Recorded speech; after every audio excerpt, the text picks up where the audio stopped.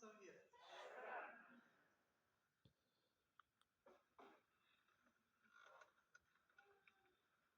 Iubiții noștri,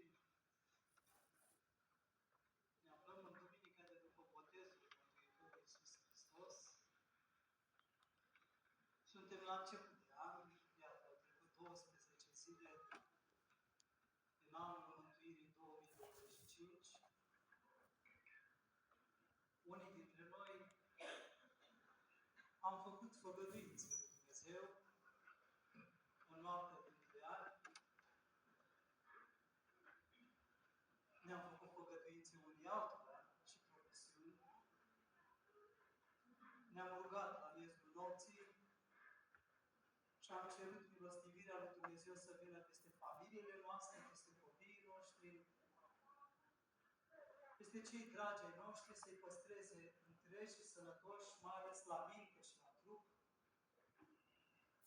Dar este foarte important să punem început bun spiritual, duhovnicesc, și să încercăm să schimbăm omul cel vechi, care era stricat cu poftele șerăciunii și care era robit din cauza patimilor, și să încercăm să o reînnoim. De ce spunem lucrul acesta? Pentru că astăzi Biserica Ortodoxă face aducere aminte de ieșirea la propovăduirea Domnului și Mântuitorului nostru Iisus Hristos, care a rostit aceleași cuvinte ca și Sfântul Ioan Botezătorul. Imperativul: pocăiți-vă că s-a apropiat Împărăția Cerurilor. Foarte important să înțelegem ce înseamnă a te pocăi.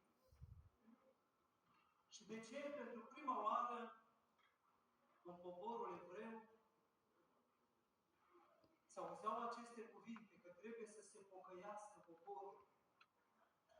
Trebuie să schimbe ceva. Acolo unde era o lipsă, trebuia să se completeze cu un dar și un har. Acolo unde era o patimă și o încercare, trebuia să vină harul lui Dumnezeu să înlocuiască cu binecuvântare. Acolo unde lucrurile nu erau după planul lui Dumnezeu și oamenii trăiau în întuneric, în întunericul necunoștinței sau al ignoranței.